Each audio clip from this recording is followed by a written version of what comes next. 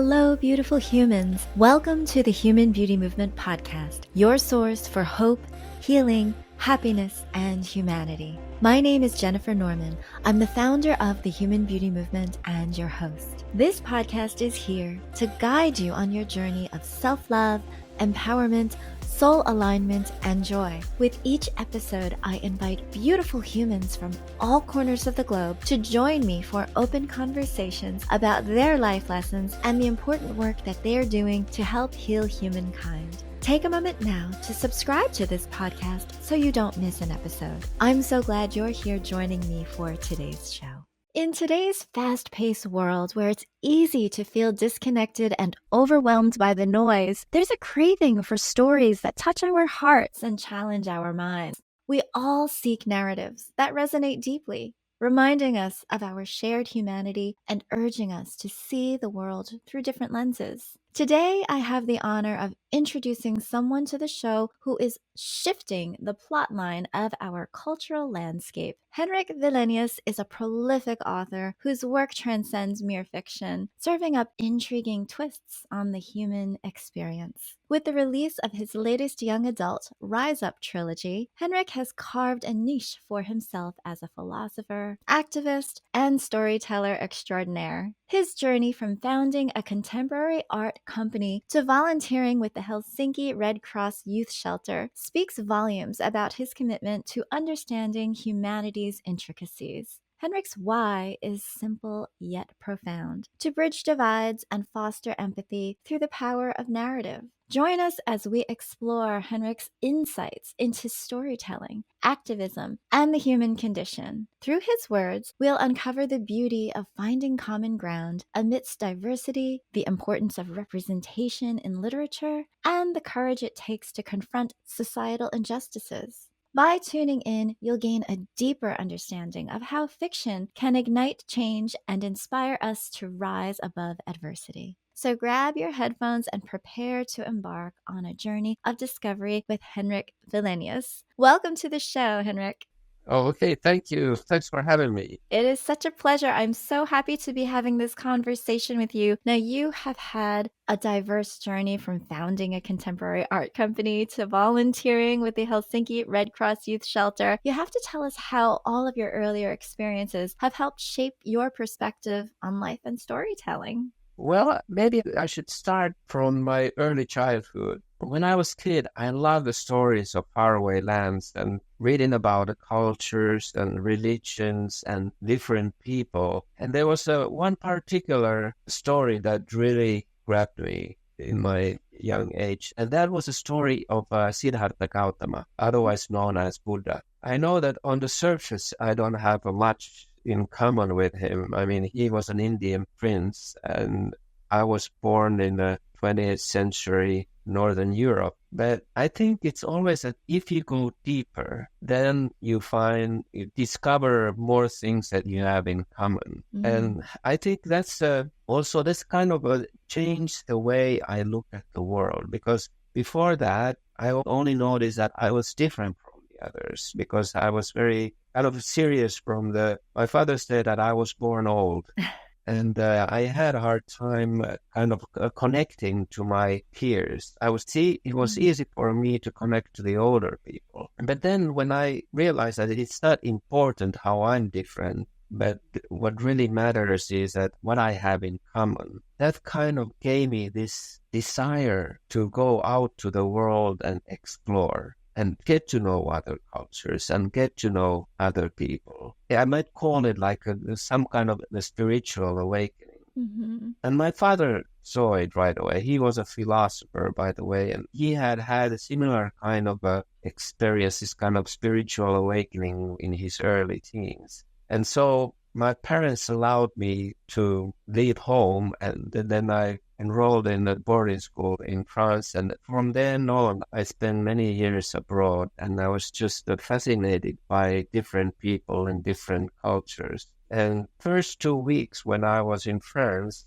I befriended a Jewish boy in my school who had been on a plane that was hijacked to Entebbe, Uganda, and Israeli security forces had to free him. or successfully freed him. So that was a very kind of opening to a different political situation and seeing the cultural conflicts that rage in the world. And just a week later, I was staying with my mom's friend in Paris, and she had a Tunisian boyfriend, and he introduced me to North African Muslim Paris. And again, totally different cultures. And this kind of fed my curiosity. And from then I went to other countries. So I think that's a kind of a thing that prepared me to write. And then in my 20s, I returned to Finland and I became an entrepreneur. I started this contemporary art dealership and servicing company. But after 5-6 years and big success, I noticed that it's not really what I want to do with the rest of my life. And I also came to realize that I look at the world totally differently. So then I went back to school. I went to study philosophy, actually. And while I was there, I thought that it would be just an essay about rhetoric, Aristotelian rhetorics. But then I suddenly realized that, no, I'm writing a book about this because I disagree. Mm-hmm. And it was, again, what I have already realized in a young age, that like rhetorics is mostly about, it's a great way to debate. Yeah. But the instructions given in rhetorics are more like how to win. Mm-hmm. And it's not about understanding. Yeah. And that kind of ignited me that this is not right. And then I realized that actually this is how the Western kind of science is. I mean, when it's working well, it's people can question themselves. But many times, because we are so insecure, we try to find kind of secure place by placing us above other people. And so my journey into writing was that I wanted to understand more what it is that stops us from learning and stops us from kind of evolving as a human beings. And so then that was my first book. Was actually, I wrote it in Finnish, but soon I realized that very few people read philosophical texts. And I realized that it's through stories that I need to tell these things. And so I started to write stories. Then I realized I'm not writing for a Finnish audience because my life experience is very international. So I switched to English, started writing. First also I wrote scripts because I thought that that's the best way kind of to hone the story, so that I like it to be dynamic. Mm. And in script writing, there is also this thing that every word counts. So, you have to use words that are active and that have multi-dimension. When I started to write in this book, I knew that, okay, I'm going to take a deep dive into Islam. Mm. And always been, since I was 14, I've been interested in Islam. And in my own personal journey, when I realized that Western philosophy doesn't give me the questions or the answers that I want, I went into Sufism. And that's like a mystical side of Islam, and then on to Zen Buddhism. But I've been going through a lot of these different wisdoms and mystical sides of religions. And so I didn't have an agenda how I wanted to present Islam, but I just knew that I have had kind of a felt experience in Islam, so I kind of felt confident about writing this. Although I understand that there would be people that would question me, what is my right because of the misrepresentation? And that's a genuine concern, because I think many times in the Western media, Western literature, movies, Muslims are misrepresented, and there lacks kind of a understanding what people are just looking things that divide us. Yeah. Because that's a better headline always. And then they lose the sight of the deeper connection that all this Abrahamic religion, for example, what they have. And but as I said, no agenda, and I just let the whole story grow on itself. I got very attached to the characters, and they spoke to me. I felt their emotion. they had. And here it is now, Rise Up Trilogy. Beautiful. Thank you so much for that explanation. And I appreciate so very much your old soul and the fact that your father was a philosopher and you had that in you from an early age and you had this curiosity from an early age about humankind and what does connect us and what does separate us. And you were able to tell early on the difference between rhetoric and a conversation, where debate is I'm going to have an argument, you have an argument, and one of us is going to win and one of us is going to lose. And that's very much how conversation happens these days in politics, on social media.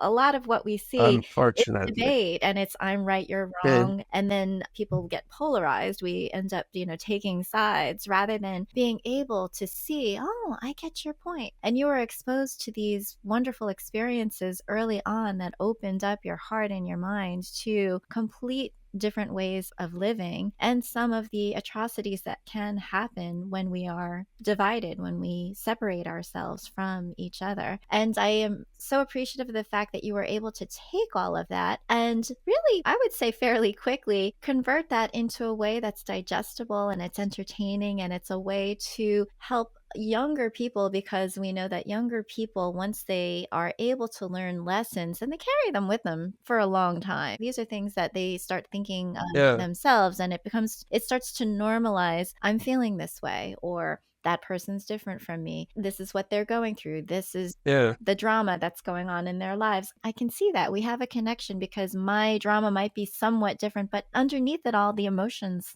are similar. So I would love for you to tell everybody who's listening, once you got through, your first book was called The End of Restlessness, which was your philosophical exploration of your own coming of age. And then you switched over to your most recent work, which is the Rise Up Trilogy. And you tackle themes like diversity, friendship, human decency. What is your hope that people will get once they do read these books?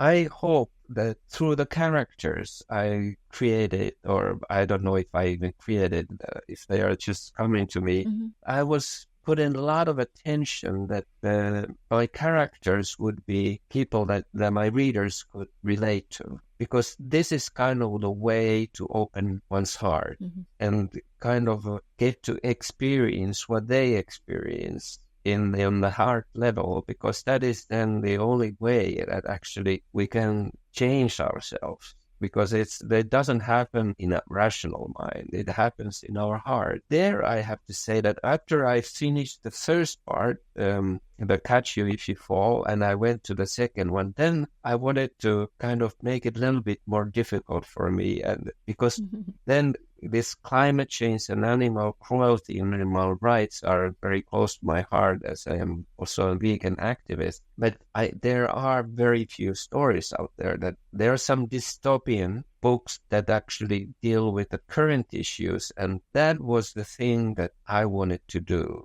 that bring these very current issues into the books, so that would kind of open to people and through the characters that leaps through them. Now, in your books, they follow the journey of Hashim, Alex, and Mariam as they navigate through these complex social and political landscapes. How did the dynamics of their friendship evolve over the series, and what challenges did you face in portraying their growth authentically? Well, of course, all the characters have part of me in them. But it's also through my life experience. I have to say that, for example, Hashim's and Alex's relationship, this kind of teasing relationship and very kind of light and deep at the same time, is that I had this kind of relationship when I was young. And also Miriam has a lot of things, little or bigger things that I have gone through. But in the end, it all came kind of naturally. I think that for the writer, that's a very important kind of part, how writer can catch these different fictional characters, is that they first have to go through their own tribulations. Yes. And because in order to write honestly about your own experience, you have to be very sensitive to what's happening in your body or heart or mind. And you have to be able to catch it without self-censorship. So once you have gone, usually for writers, fiction writers, the first books are always kind of autobiographical. And then you just follow that. You follow their voice, you follow their story, and you try not to contain them in any way. Although, of course, there were a few things that I decided, because I have their two Muslim characters and then Alex, that I would love to the story go, like especially for Miriam and Hashim, in the context of their own tradition.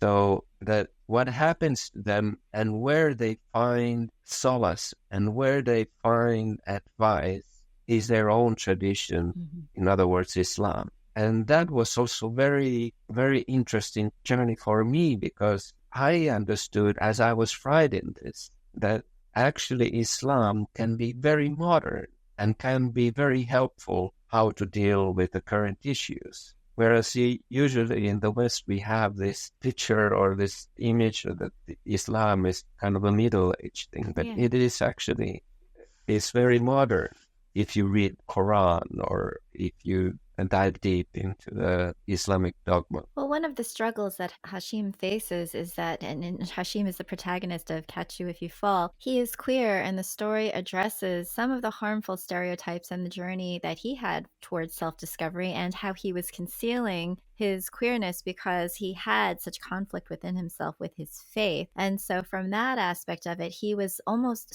flagellating at the beginning of the book. I wanted to read a passage which I found very compelling, and perhaps you can share your thoughts with us after. It goes, "As he plodded across the courtyard, he felt God staring down at him. He was sure that God saw his lust, and he felt shame. If only Allah would bring on the rain, strike him down with lightning, and then raise him from the dead as a cleansed heterosexual man."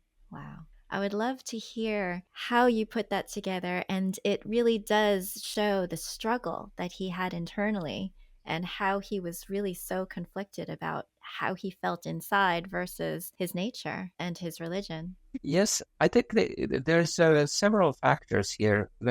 One is, of course, the shame.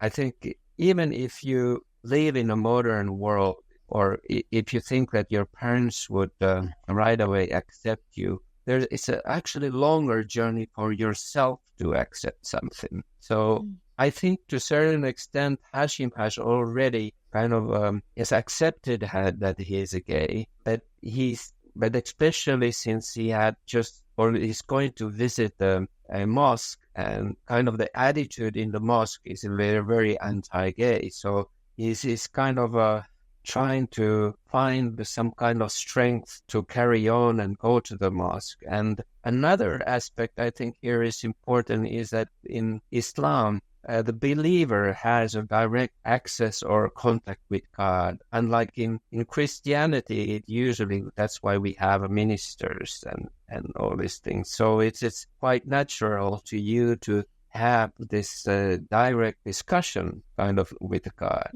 And of course, it's kind of also my sense of humor here, a little bit that comes, that strike me dead and let me rise again as a cleansed human being. But I think, actually, that's what I share with Hashim, this sense of humor. So he's not 100% serious here, but he's kind of, because he has also gone through this experience just 1 minute, 2 minutes before, very awkward, and when he met his crush and how he acted in the situation. Yeah.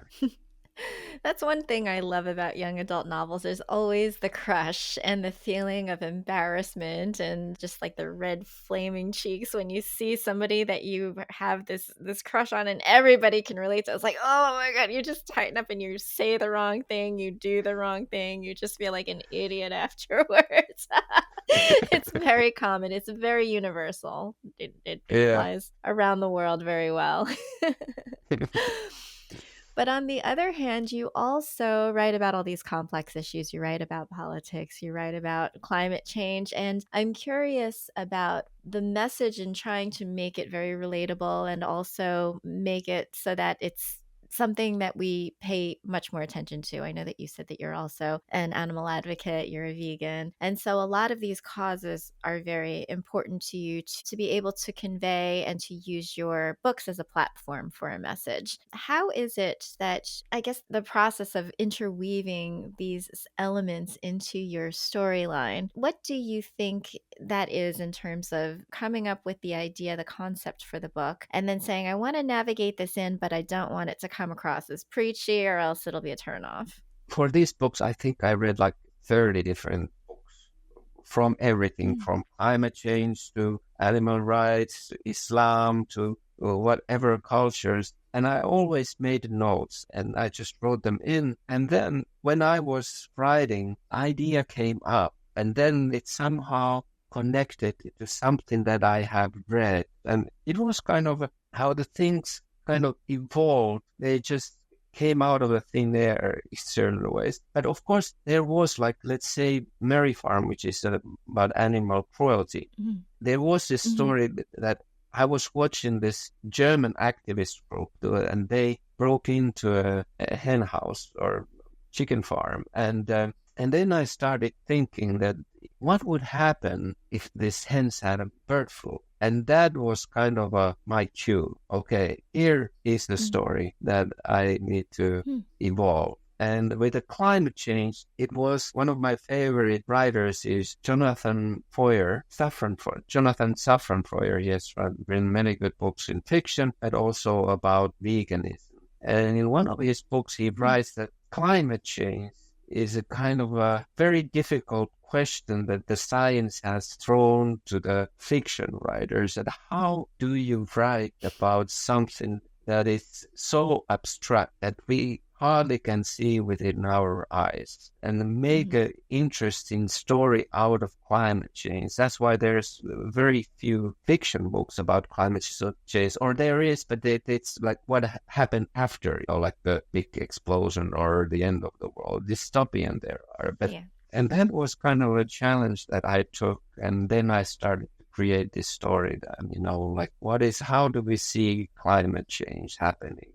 Of course, the weather and hurricanes. And then I started to read about Hurricane Sandy. There are a lot of books about that. And, it's just things piled up, and I was just following the lead.